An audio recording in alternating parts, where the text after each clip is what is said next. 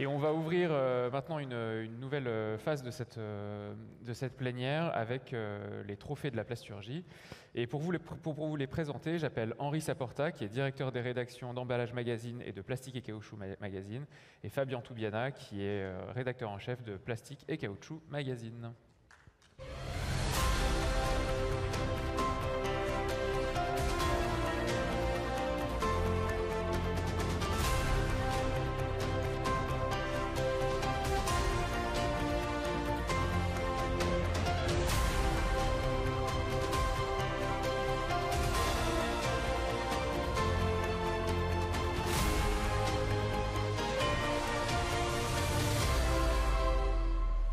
Henri, Fabien, c'est à vous.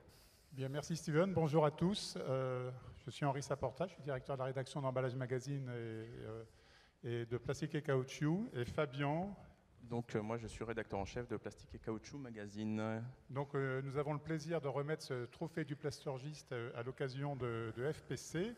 Et avant de lancer le prix, je voulais féliciter les intervenants de la table ronde précédente, c'était passionnant.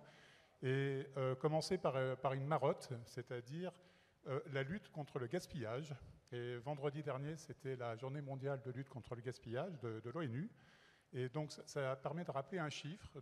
Dans le monde, 30% des denrées alimentaires sont perdues. Quand on ramène ça en France, ça fait 10 millions de tonnes. Si on ramène ces 10 millions de tonnes aux 5 millions de tonnes d'emballages ménagers, c'est un rapport de 1 à 2. Et quand on rapporte ça aux emballages en plastique, c'est 1 million de tonnes. Et donc, il y a 1 million de tonnes d'emballage en plastique et 10 millions de tonnes de déchets et de gaspillage alimentaire de produits du champ jusqu'au consommateur. Et c'est là où toute la table ronde de ce matin était passionnante. Donc, tout ça pour dire que le trophée est cette année placé sous l'angle de la transition écologique. Ça paraît assez logique compte tenu de tous les enjeux.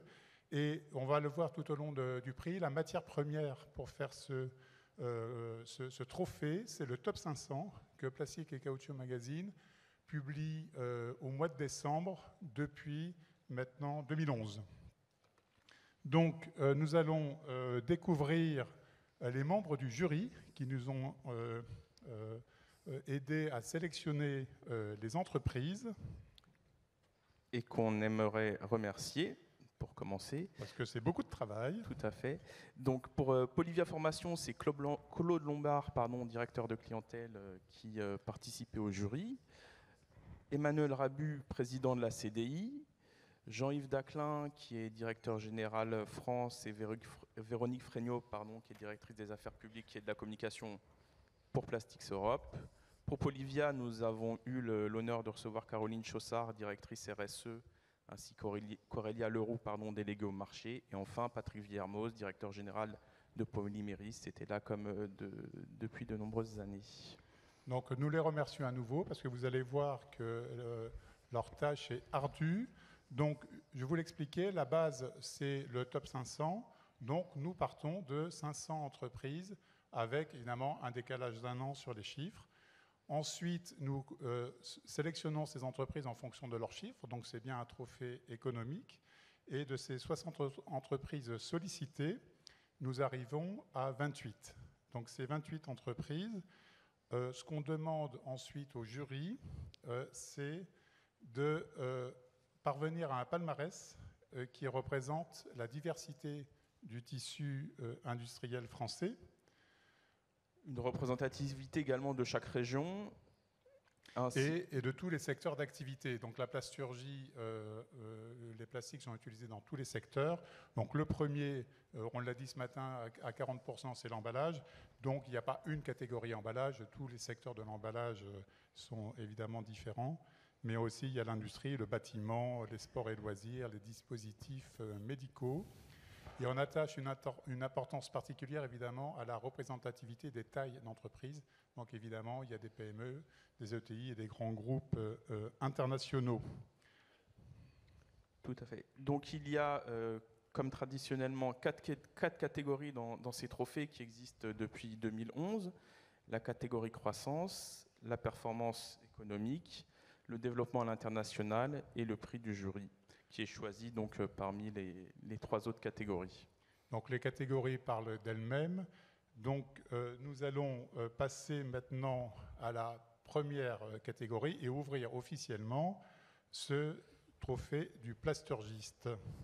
Donc, nous allons commencer par la catégorie croissance.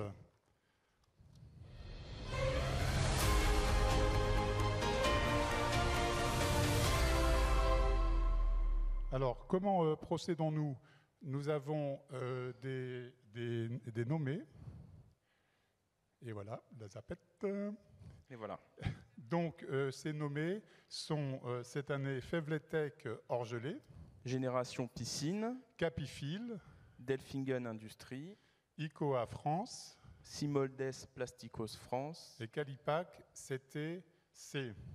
Donc, ces entreprises ne concourent pas, hein, donc c'est nous qui les sélectionnons. Et le jury, ensuite, définit une shortlist de 3 entreprises. Et ensuite, nous sollicitons ces entreprises pour cette édition du trophée. Et donc, nous allons découvrir tout de suite le premier lauréat.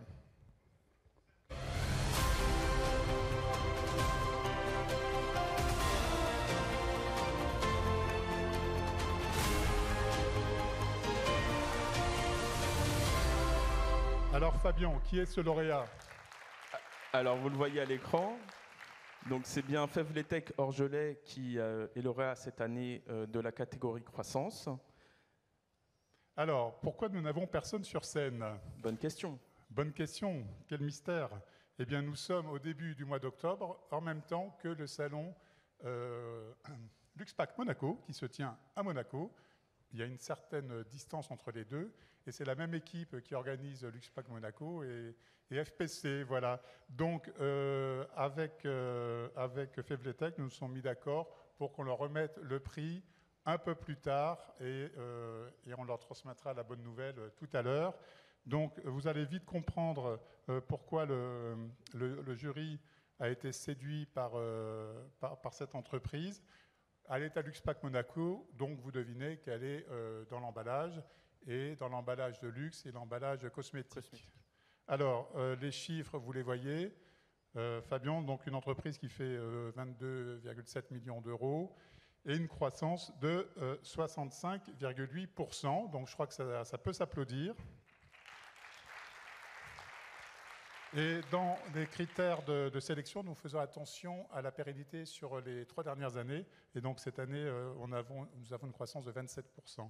Le métier de Fevletech, c'est vraiment des produits à forte valeur ajoutée avec des technologies d'injection et de décor avec des effets de surface. Enfin, c'est magnifique et c'est la raison pour laquelle elle est à Luxpack Monaco. Voilà. Donc, je crois qu'on peut les applaudir et on leur remettra le trophée. Non, je crois qu'il n'y a pas du coup. Que voici. Vous le voyez de loin.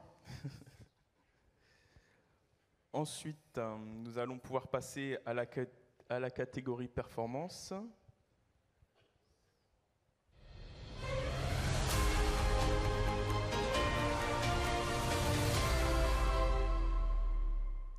Alors, cette catégorie performance, comment dire? Nous n'avons pas de lauréat cette année et vous voyez les nommés. Donc, qu'est-ce qui se passe avec cette catégorie performance? C'est une catégorie qui croise les critères de rentabilité, de croissance, de développement international et tous les critères de performance technique, de transition écologique. Dans le contexte, donc ça fait 2-3 ans que dans le contexte de tension économique qu'on vit actuellement et qui est particulièrement prégnant dans la plasturgie, il y a beaucoup d'entreprises qui estiment que ce n'est pas le moment de faire parler d'elles sur ce critère-là. Donc Fabien va vous donner quelques verbatim. Donc je vous rappelle, hein, nous avons une shortlist, nous appelons les entreprises qui ont été sélectionnées, et là nous avons eu quand même 3 refus. Hein, donc je tenais à vous le dire. Donc Fabien, un des verbatim par exemple. Oui, donc c'est moi qui ai appelé les entreprises pour leur proposer de recevoir ce prix. Et c'est vrai qu'on a des entreprises qui finalement ne veulent pas s'afficher dans cette... c'est une des citations dans cette période tendue par rapport aux hausses de prix que les transformateurs ont dû faire passer à leurs clients. Nous travaillons avec des distributeurs. Faire de la communication ne nous apporterait rien à part du négatif. Les clients utilisent tous les arguments possibles. Nous devons rester prudents. Voilà, c'est ce genre de phrase qu'on entend et qui montre que vraiment, afficher une performance économique dans la conjoncture actuelle est quand même compliqué pour des petites entreprises de la plasturgie. Fabien appelle et le jury aussi. Bon, moi j'ai une chef d'entreprise dont je parle régulièrement de ce cas particulier. Elle me dit, ben oui, mais un client, il a besoin d'un fournisseur solide. Et un fournisseur solide, c'est un fournisseur qui gagne de l'argent. C'est un gage de pérennité pour une relation durable. Voilà, donc les nommés cette année étaient AEP Group, Hansgrohe Waslon, Jovipac, l'Allemand, Mediester Piscine, Polyfond, Saint-Gobain Performance Plastique France, Soparco, SPM International System Group et France, Tencat. et Tincat. Tencat. Et donc, à l'entrée, vous avez vu qu'il y a le numéro, le hors-série de Plastique et Caoutchouc Magazine. Tous les candidats, toutes les entreprises sont présentés avec leurs chiffres. Et vous verrez que cette année, il y avait de très, très, très belles entreprises. Et le détail de leur activité également. Voilà. Donc, nous allons passer maintenant à la catégorie internationale.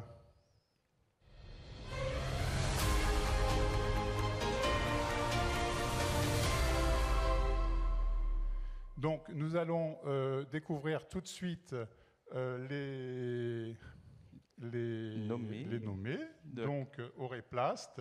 Donc, Freudenberg, Performance Materials. Gilson. Sauer, France.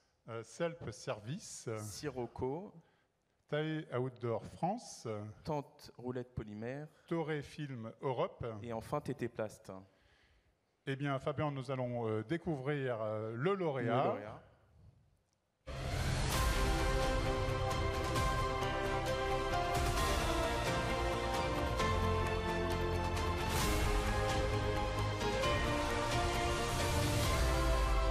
Eh bien, c'est Tae Outdoor France et vous pouvez applaudir chaleureusement Renaud Lacoste, donc, qui est DAF Group et qui va nous rejoindre sur scène. Le voici.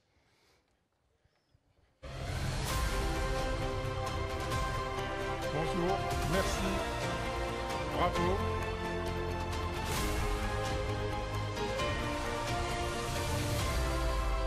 Alors pour la bonne forme, nous ferons les photos officielles à la fin du prix, juste avant le cocktail. On vous retiendra à 5 minutes. Alors, vous avez assisté à la table ronde ce matin. Qu'est-ce que c'est d'être dans une entreprise de la plasturgie aujourd'hui en 2023 ?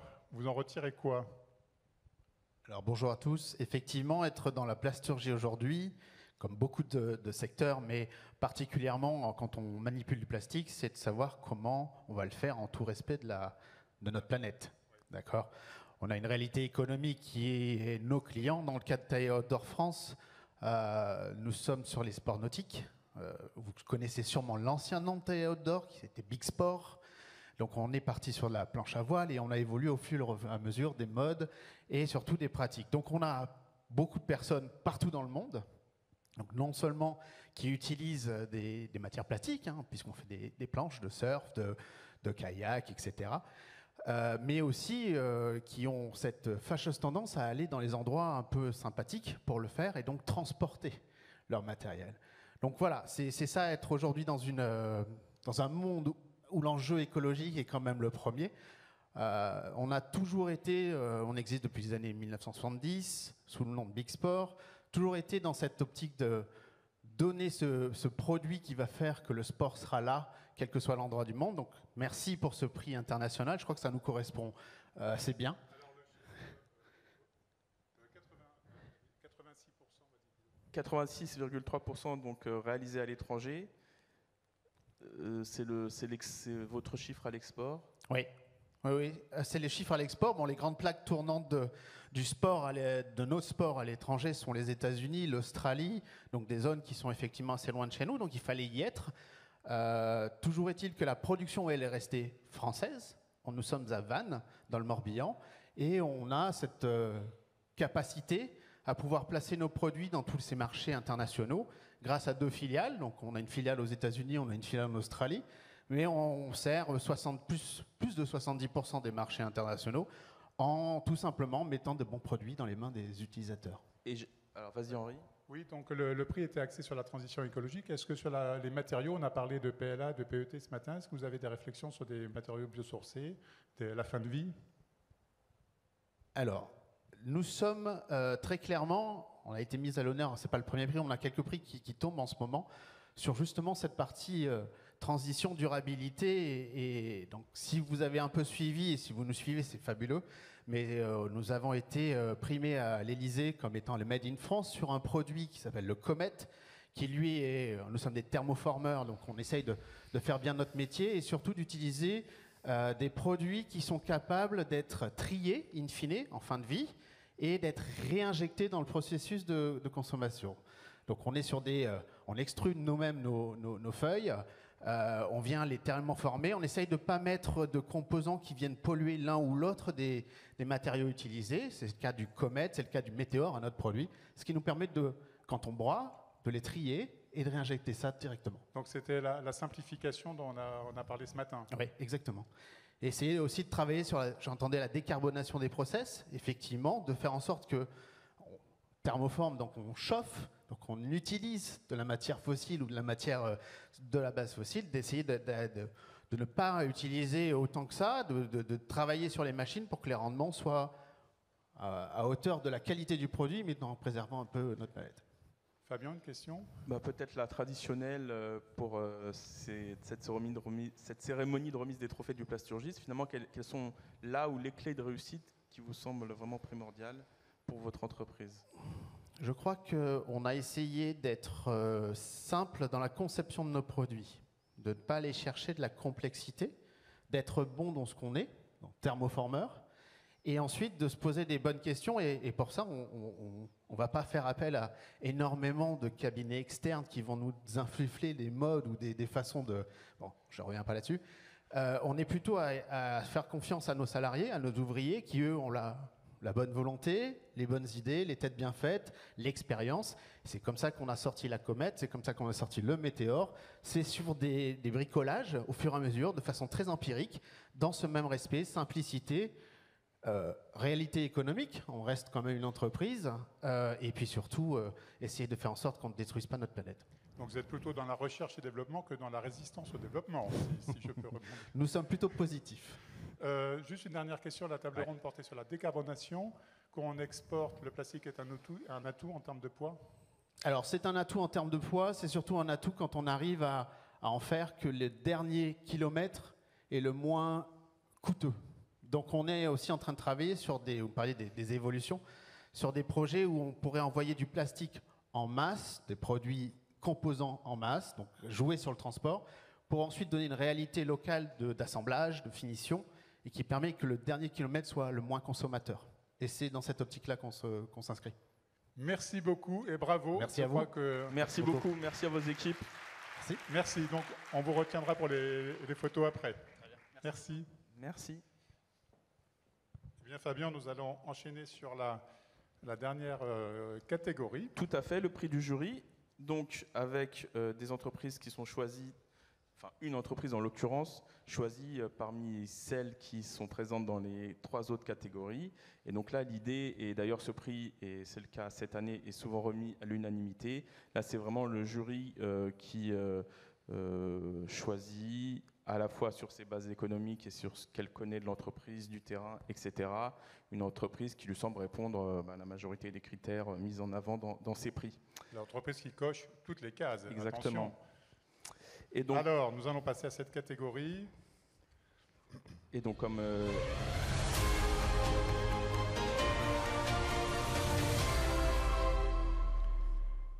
Alors, peut-être que nous allons rester en Bretagne. Oui. Alors j'attendais le jingle, mais c'est pas grave. C'est Auréplast qui remporte ce prix du jury. Et donc j'accueille Jean-Baptiste Crouan, dirigeant de l'entreprise. Bravo. Bravo. On va aller par là, je vais vous remettre le trophée.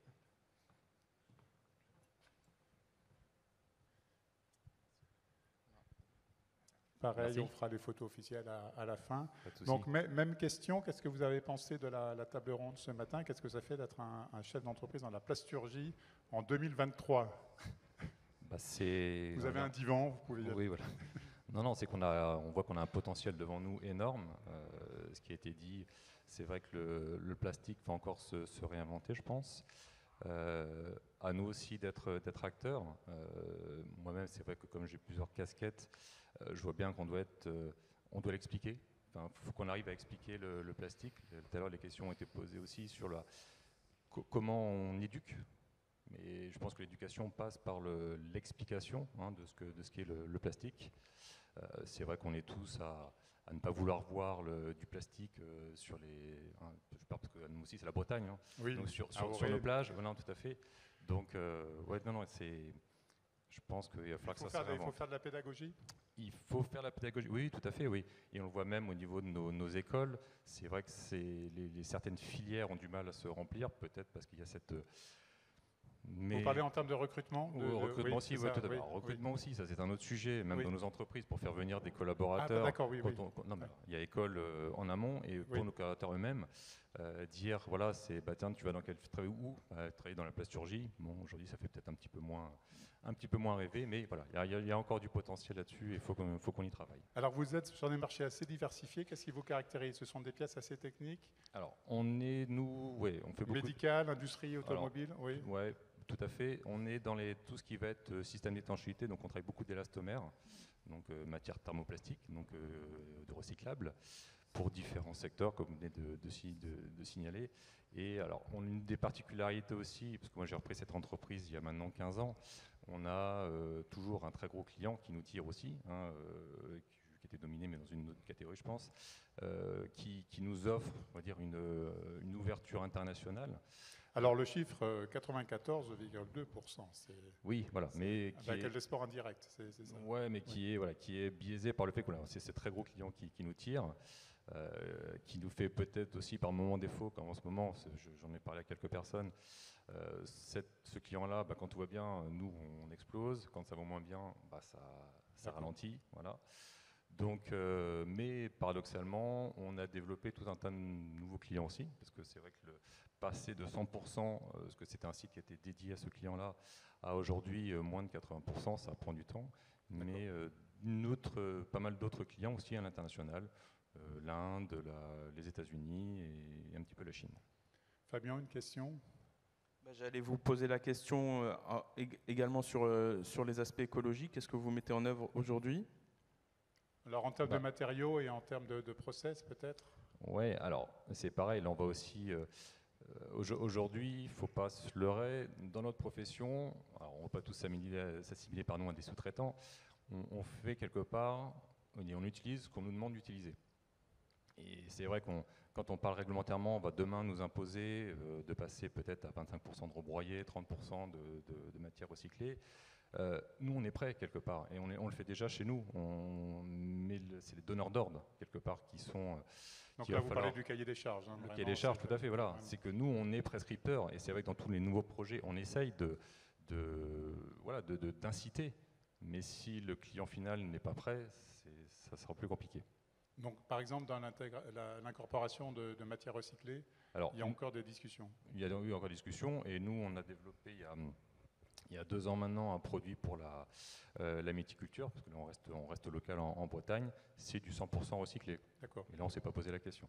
Qui peut venir aussi après en concurrence avec d'autres biomatériaux, mais là on ne va pas refaire tout le cours. Enfin, là, voilà. Mais vous êtes bien retrouvés dans tous les aspects abordés ce matin. Tout à fait, tout à fait. Très bien, Fabien. Et quand vous arrivez à du 100%, c'est qu'il y a quand même des résistances que vous arrivez à vaincre. Si vous arrivez à des produits à 100% de recyclé, c'est qu'il y a des résistances que vous arrivez à vaincre, oui, bien justement. Sûr, peut-être parce qu'en face de nous, on a des gens qui sont aussi convaincus. Donc dans ces cas-là, ça se passe tout seul. C'est une des clés de la réussite de l'entreprise? Oui, tout à fait. Et puis pour moi, la clé principale, c'est parce que c'est moi qui suis ici devant vous, mais il y a toute l'équipe derrière qui... sans laquelle je ne serais pas ici. Et c'est vrai qu'il y a une prise de conscience collective au sein de l'entreprise, en plus, qui plus en ce moment, on se serre tous les coudes. Donc non, l'humain chez nous est très important. Et tout ce qu'on a pu faire ces dernières années, que ce soit en termes de formation, d'investissement, tout le monde est partie prenante et c'est vrai que c'est une très belle aventure. Merci beaucoup. Ce que je voulais rajouter en conclusion, c'est que ce trophée du plasturgiste, on le tourne vraiment vers le témoignage. Et merci beaucoup pour vos témoignages à tous les deux. Je pense que c'était vraiment très, très intéressant. Ça m'a fait rigoler un petit peu parce que quand Fabien a dit que tout le monde avait refusé, c'est vrai qu'au départ, c'est ce que j'ai dit à Fabien, voilà, c'était un petit peu compliqué de par la situation actuelle. Oui. Mais je me suis dit, voilà, c'est vrai que c'est aussi une récompense par rapport à tout le travail qui avait été fait précédemment. Donc voilà, merci. Et donc, merci beaucoup. Merci beaucoup d'être là. Bravo. Donc, on va faire les photos officielles. Je repasse la main à Steven.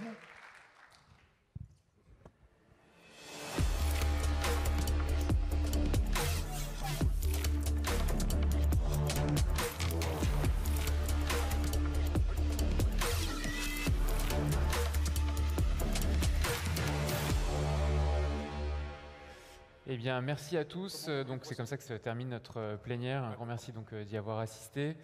Notre partenaire Billon vous invite à un moment de convivialité autour d'un bar à champagne qu'il vous offre. Donc, n'hésitez pas à aller y faire un tour.